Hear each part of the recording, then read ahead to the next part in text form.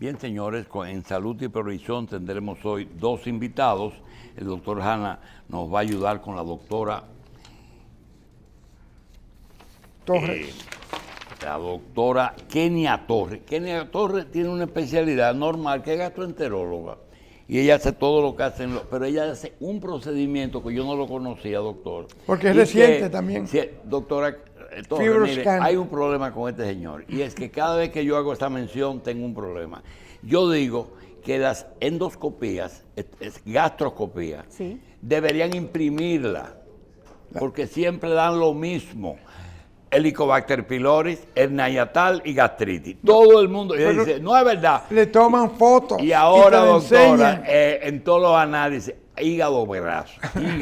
Lo deben imprimir. Doctora Hanna, la doctora Torres. Hola, doctor. Hable de la cosa esa que ¿Te hablo de la doctora Torres o del hígado? No, ella va a hablarte de lo que ella hace. Bueno, el hígado graso es una enfermedad, una condición. No es enfermedad necesariamente de inicio. Porque uno tiene grasa en la nalga, en los pechos, en el abdomen y en el hígado también.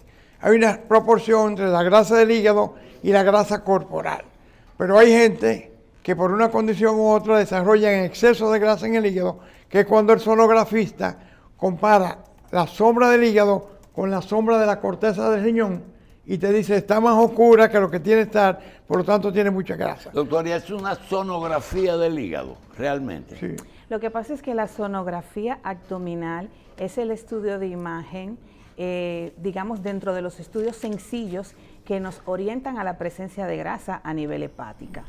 Entonces, la esteatosis hepática, que es su nombre técnico al hígado graso, es el acúmulo de grasa en la superficie del hígado. Pero esta condición es multifactorial.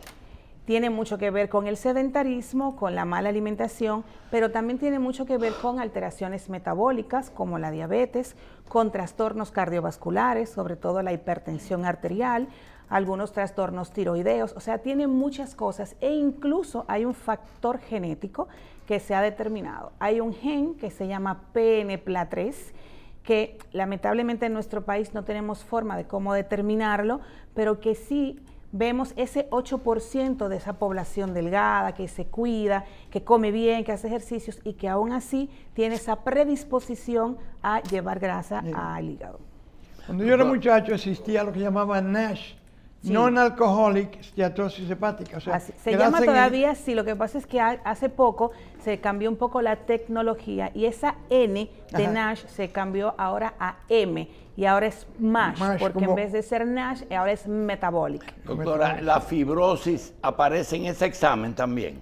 En la sonografía. Sí, en la sonografía, buscando No, la sonografía solamente nos da datos morfológicos del órgano. Tamaño. Exacto, tamaño, si está regular, si tiene nódulos, si está brillante, que es cuando tiene la presencia de grasa, pero no nos habla de fibrosis. ¿Y la fibrosis se busca dónde? La fibrosis la podemos detectar a través de una elastografía hepática o como comúnmente se llama FibroScan.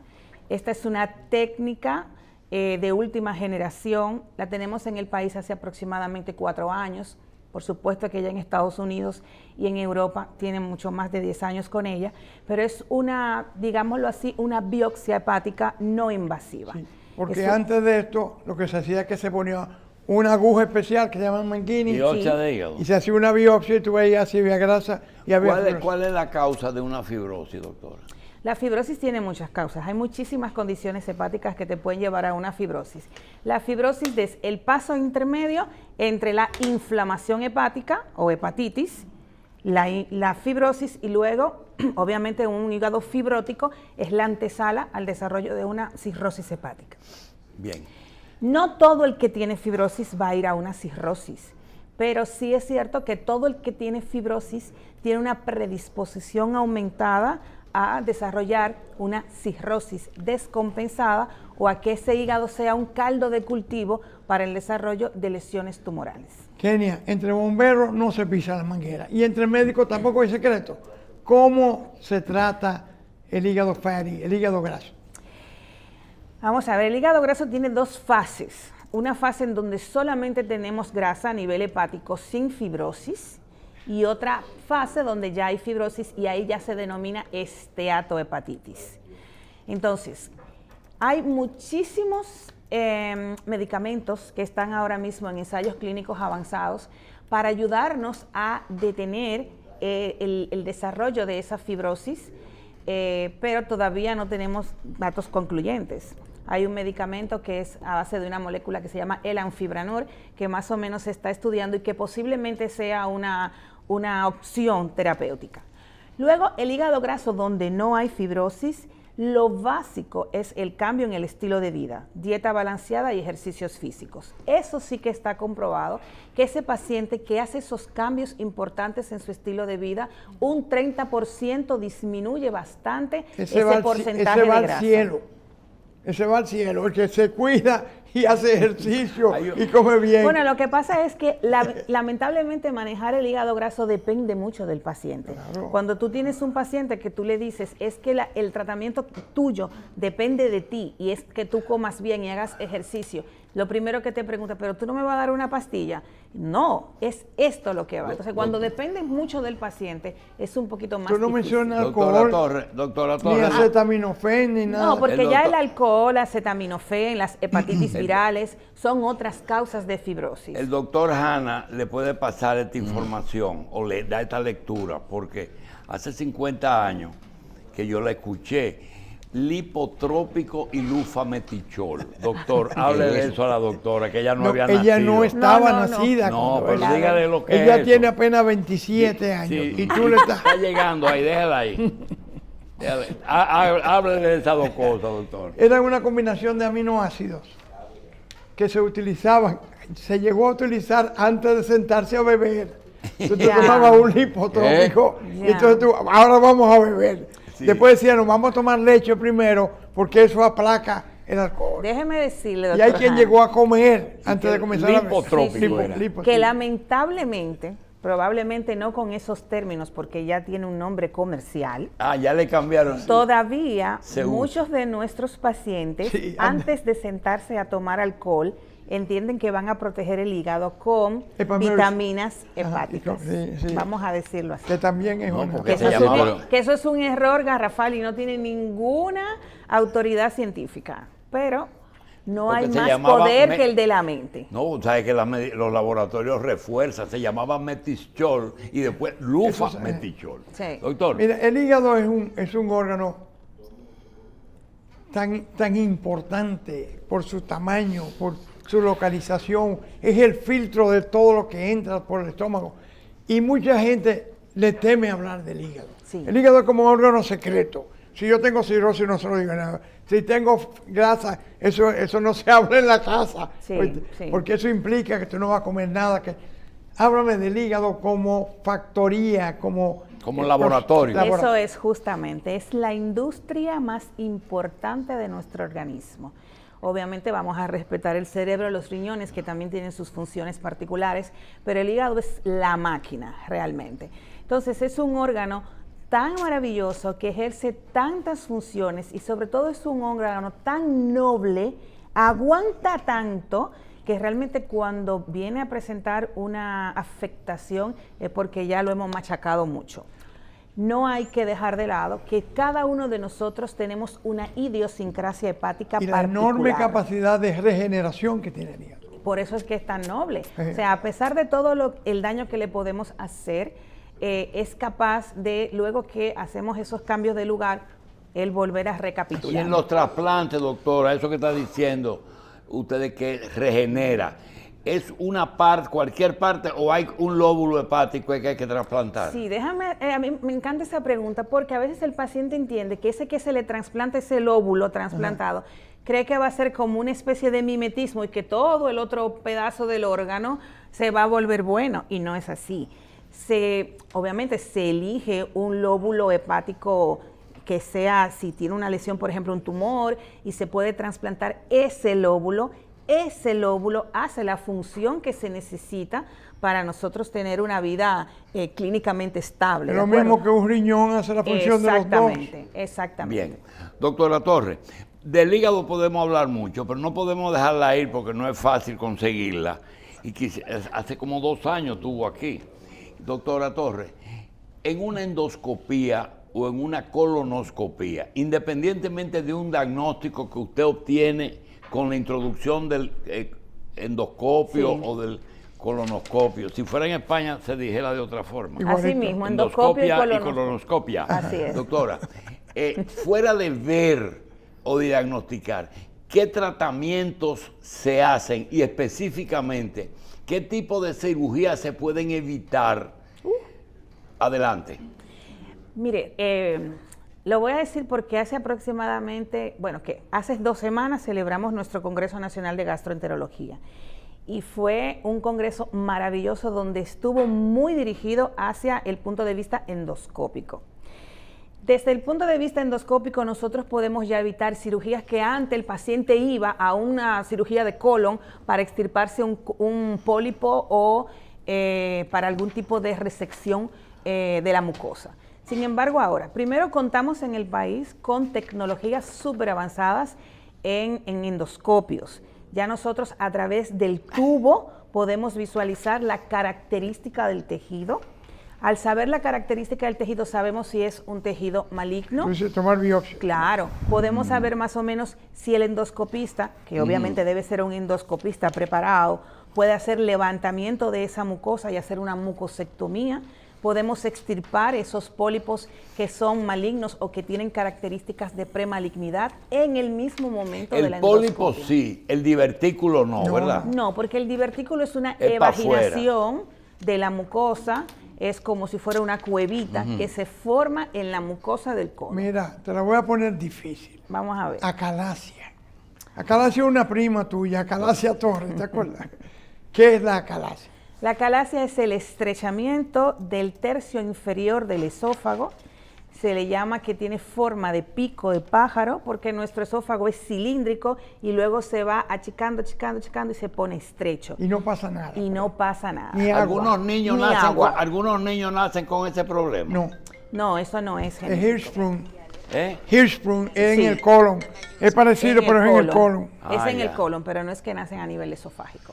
Ahora, sí en niños, lamentablemente, podemos tener estrechamiento por fibrosis del esófago, sobre todo los niños que toman esos limpiadores de estufa y ese tipo de antidegrasante que queman la mucosa esofágica. Esa fibrosis hace que el esófago se achique y no es que tengan una acalasia, sino que tienen un estrechamiento Tuve un esofágico paciente postraumático. con acalasia. Lo llevamos a Estados Unidos, le inyectamos con Botox Sí, en el esfínter. todavía se Y hace. se comió Espérate. un filete de 16 onzas, Se le quedó todo ahí. ¿Qué? que se abrió el esófago y pudo comer y pudo Sí, tragar. sí. Y a otro hay que dilatarlo, ¿verdad? Sí. Se dilatan con unos balones que se van insuflando hasta que vemos que se rompe la musculaturita del esófago, la mucosa. Ni Se acalasia, hace por varios ni pasos. cáncer de esófago. Ustedes no hablan de eso. Ustedes no hablan de gastritis, como dice el doctor. pero- No, eso no es cierto. No, pero precisamente, yo creo que hay que hablar de otras cosas, porque hemos hablado también de la gastritis, el mismo doctor Hanna estaba hablando del origen emocional que pueden tener algunas afecciones gastro. Pero Usted yo no tengo tiene de que- veces yo que tengo- excederse en las funciones del gastro, de decir, a usted le está pasando algo que le está impidiendo tener una No, buena no, hay digestión. muchísimas condiciones desde el punto de vista gastroenterológico que tienen mucho que ver con la parte psicológica. De hecho, por ejemplo, el síndrome de colon irritable es una de esas condiciones en donde después de tú hacer todo el tamizaje, ver que el órgano está bien, que las funciones están bien dentro de lo que cabe, aún así el paciente manifiesta muchísimos síntomas y llega entonces a tratarse la parte psicológica. Pero El permítame Crohn- hablar de la el Crohn gastritis. tiene muchos problemas La psicológicos. gastritis no somos nosotros que decimos usted tiene una gastritis. Nosotros, nuestro diagnóstico endoscópico es gastropatía o eritematosa o erosiva de la mucosa o encontramos una úlcera. Ahora, el término gastritis es un término anatomopatológico que la da el patólogo. Y efectivamente, si hacemos una endoscopia, todo el que está aquí, probablemente todos vamos a salir con gastritis porque la mucosa gástrica vive en un medio ácido y ese ácido de por sí produce un efecto inflamatorio que visto al microscopio y según su nombre como está estipulado es una gastritis. La diferencia de la gastritis está en la intensidad.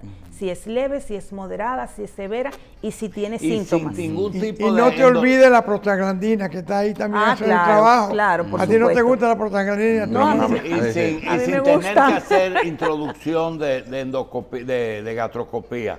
¿Cuál es la condición que usted le recomienda a una persona, no a un paciente, que cuide de que, por ejemplo, la acidez excesiva, la ingesta de algún tipo de alimento? ¿Cuáles son las condiciones preventivas para tener un tracto digestivo sano? A ver, el tracto digestivo es muy variable en cada persona. No es verdad tampoco, porque eso no está en ningún guideline de ninguna parte del mundo que exista una dieta para la gastritis. Porque lo que para mí es irritante, para usted no tiene por qué serlo. Entonces, el famoso listado, no coma chocolate, no coma qué sé yo qué, no coma picante, no coma, no es verdad, porque eso va a depender de su organismo. Todo lo que yo le digo a mis pacientes sencillamente... Entonces hay personas con tolerancia diferente a otras. Pero por supuesto, y usted tener una úlcera de este tamaño y beberse un jugo de limón y no pasarle Ahí nada. están llamando, No tengo por ahí qué están quitarle llamando a el- preguntarle que por qué el vino era bueno cuando Cristo y ahora hace daño. El vino sigue siendo igual de bueno. Lo que pasa es que el vino que está llamado a acompañar nuestras comidas es en una porción que generalmente no es la que, la que ingerimos. Sí, precisamente. Estábamos hablando, precisamente, ya tenemos la Navidad a la vuelta de la esquina y uno pregunta qué es lo que más daño le puede hacer al hígado. Si la fritura, el exceso de comidas, el vino, el ron y sus derivados, o los refrescos. Excesos. Todo. Y dice que Pero si es ron sobre untado, todo- hace Pero daño. espérese. No, todo en exceso hace daño. Pero lo peor es el azúcar. Ajá. El azúcar. Para los chinos, azúcar, harina y alcohol son los tres grandes enemigos. Wow. Ahora hay una técnica de soplado, que yo, como soy ya un médico Técnica viejo, de soplado. y le mide la cantidad de metano que uno tiene. Ah, Y yo- eso es buenísima prueba, eso es buenísimo, porque nosotros hay una condición desde el punto de vista gastroenterológico que se llama síndrome de sobrecrecimiento Para bacteriano. la respiración. El síndrome de sobrecrecimiento bacteriano es esa entidad clínica de ese paciente que siempre vive con gases, con molestias, que se inflama, que está distendido, que hace la digestión muy lenta, que nunca tiene una salud, digamos, desde el punto de vista digestivo. doctora es buenísima, Y sabe esa mucho. prueba que se hace así soplando nos permite ver el metano, la cantidad de metano, la cantidad de hidrógeno, nos permite ver si es uno o el otro que está presente o si están los dos presentes. ¿Qué interpreta uno con esos dos elementos? No, Si es eso metano- que si, por ejemplo, no, lo que le interpreta es, si está uno de los dos positivos o si están los dos positivos, tiene un síndrome de sobrecrecimiento bacteriano presente. Pero el tratamiento va a ir encaminado dependiendo si es uno u otro o si son los dos. sobre que mi crecimiento bacteriano y asa ciega. ¿Es lo mismo? No, para nada. Una es una condición totalmente anatómica y la otra es una condición... Pero con bacteria, el asa así, ciega. Sí, con bacterias, pero son mecanismos de producción de patología diferentes. ¿Y los dos llevan antibióticos? Sí.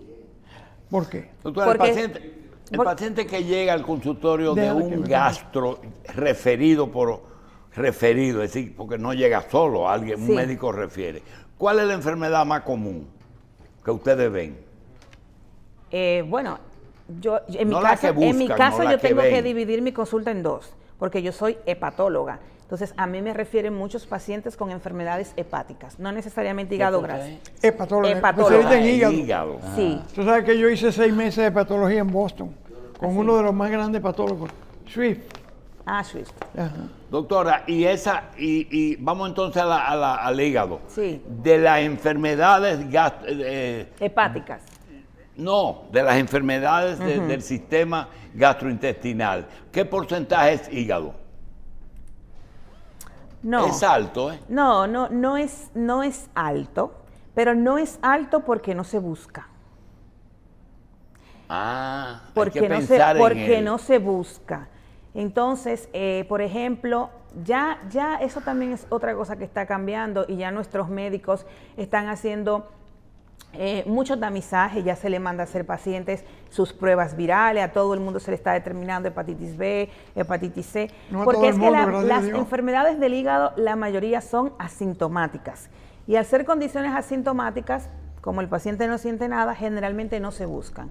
Pero sí es verdad que cada vez más estamos teniendo más enfermedades autoinmunes, que eso es importante tenerlo en cuenta, que antes eso no se buscaba en nuestro país. Hepatitis crónica activa. Sí, Le o llamábamos los hepatitis viejitos. idiopática, o hepatopatía idiopática, pero ya tenemos condiciones autoinmunes. Usted dijo que es el laboratorio más grande del organismo. Entra sangre y sale sangre, procesa cosas. Ahora, la vesícula biliar, ¿qué es? Es un reservorio, es una bolsa donde se almacena la bilis. Pero esa bilis es un elemento para drenarlo, para sacarlo del cuerpo.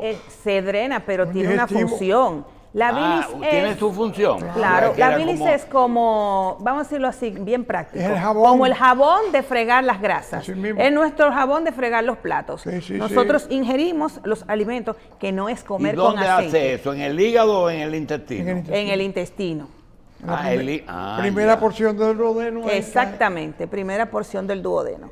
Lo que pasa es que cuando nos sacan la vesícula, ya no tenemos ese reservorio para comenzar a drenar esa bilis en el momento que la queremos. Se produce la bilis y la bilis sigue su paso Mira. directo. cae. En gastroenterología, la hepatitis C era una enfermedad mortal. 25% desarrollaba cáncer o cirrosis y morían de eso. Sí. Hoy, la hepatitis se Se cura cura. completamente en La 84, C. Sí, en 84 días, en 12 semanas, tomando una pastilla, así que es. la tenemos aquí en medicamentos de alto costo. Así es. Curado completamente. Totalmente. Uno de los grandes pasos de la medicina, de las pocas cosas que se curan hoy, que se curan, porque la diabetes, la hipertensión, la obesidad, la vejez, esa vaina no se cura.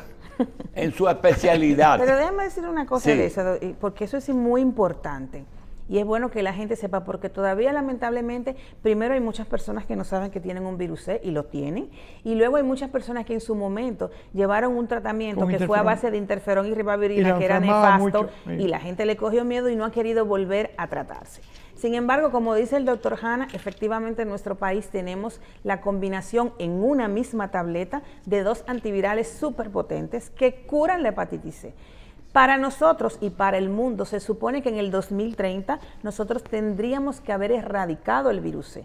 Pero para lograr esa erradicación no solamente necesitamos de la voluntad del paciente, necesitamos de la voluntad de las aseguradoras de riesgo de salud, necesitamos de la voluntad gubernamental, porque los médicos estamos ya sumamente empapados de qué es lo que tenemos que hacer.